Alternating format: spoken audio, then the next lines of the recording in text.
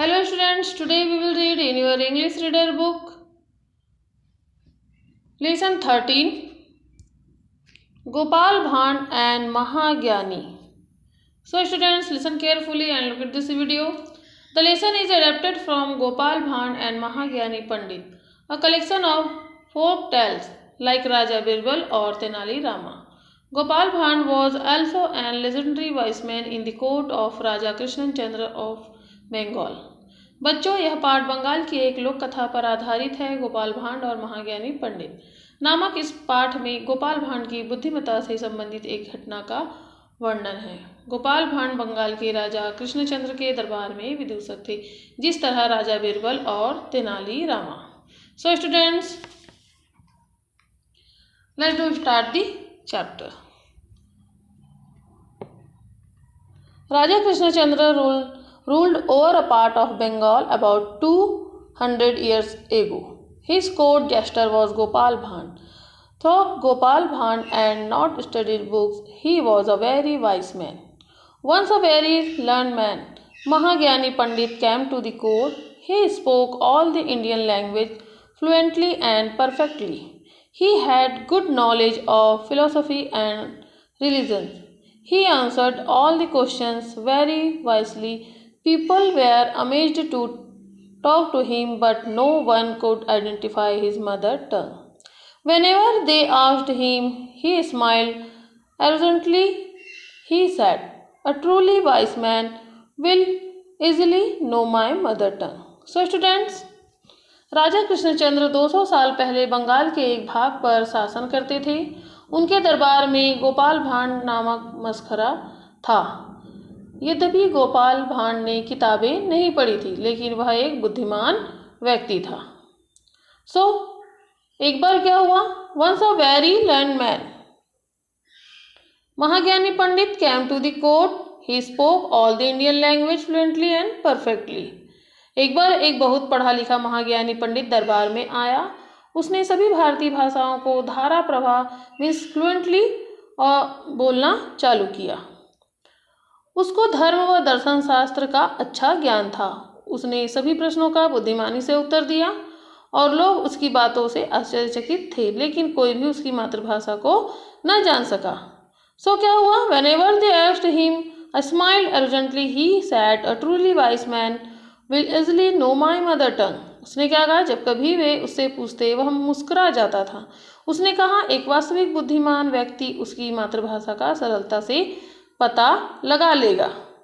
अब क्या हुआ? Raja Krishnachandra was very upset, so he announced a reward for anyone who could tell the Pandit's mother tongue.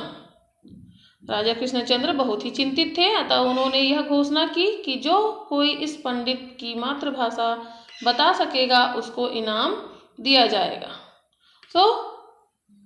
All the scholars listened to Mahagyani attentively, but no one could identify his mother tongue. क्या हुआ? सभी विद्वानों ने महाज्ञानी को दृढ़ता से सुना, लेकिन उसकी मातृभाषा को कोई न जान सका। राजा ने क्रोध से कहा, "Shame on you," said the king angrily. Means राजा ने गुस्से से कहा कि तुम्हें शर्म आनी चाहिए तुम लोगों को। All the scholars were silent. और क्या हुआ? सभी विद्वान चुप हो गए। गोपाल भांड stood up hesitantly. He said, "Your Highness, give me a chance." "How could you tell?" asked the king. "Your Highness, I won't talk. He will tell you himself," answered Gopal Bhan. उसने क्या कहा कि उन सब विद्वानों में गोपाल भांड हिचकिचाते हुए खड़ा हुआ और वह बोला, "Your Highness, give me a chance." मुझे एक मौका दीजिए। राजा ने कहा, "तुम कैसे पता लगा सकते हो?" "How could you tell?" उसने कहा, "Your Highness, मैं बोलूंगा नहीं, वह स्वयं इसका उत्तर बता देगा." उसके आगे क्या हुआ? Let's see. The next morning, the king was walking in his garden. Gopal Bhan ran up.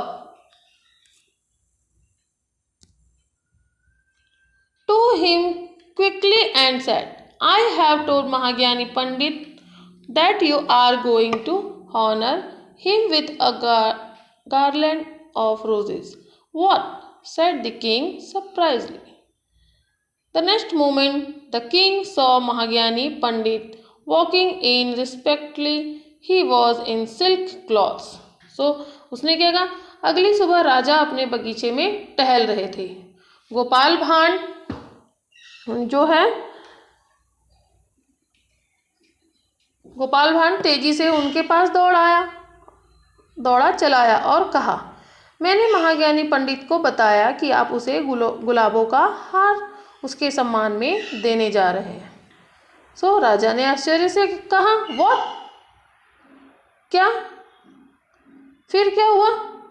अगले ही क्षण, the next moment the king saw महाज्ञानी पंडित वॉकिंग इन एक्सपेक्टेंटली। अगले क्षण राजा ने देखा कि महाज्ञानी पंडित बड़ी ही आशा से चला आ रहा है। वह रेशमी कपड़ों को पहने हुए था। सो अब क्या हुआ? गोपाल भांड hide himself behind the hedge. Gopal भांड स्वयं झाड़ियों के पीछे छिप गया। As soon as the Pandit came near the hedge, he put his leg out and tripped the Pandit. The Mahagyani Pandit fell down on the freshly watered ground.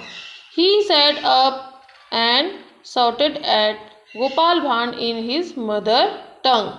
उसने क्या कहा? गोपाल भांड क्या हुआ? झाड़ियों के पीछे छिप गया।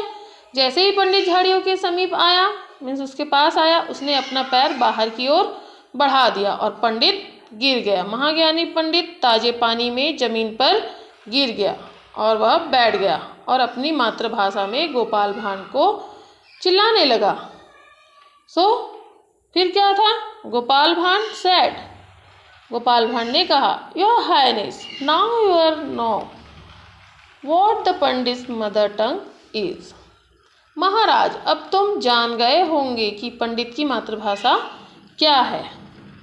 महाज्ञानी पंडित got up and said to Gopal Bhand, You wise man, you have trapped me intelligently. And he went away. महाज्ञानी पंडित उठा और उसने गोपाल भांड से कहा, तुम बुद्धिमान व्यक्ति हो, तुमने मुझे अपनी चतुराई से फंसा लिया। और वह आगे चला गया। सो स्टूडेंट्स, इस चैप्टर में ये बताया गया है कि कैसे अपनी बुद्धिमानी से हम किसी भी व्यक्ति के अंदर की बात को हम क्या कर सकते हैं, अपनी बुद्धिमानी से जान सकते हैं। जो गोपाल भांड पढ़ा लिखा नहीं था, उसने क्या किया? जो पढ़े लिखे, जो महाज्ञानी पंडित की मातृभाषा का पता लगा लिया, बड़े ही सरलता और बुद्धिमानी से। सो स्टूडेंट्स, आपको ये चैप्टर पसंद आया होगा। Okay, take care.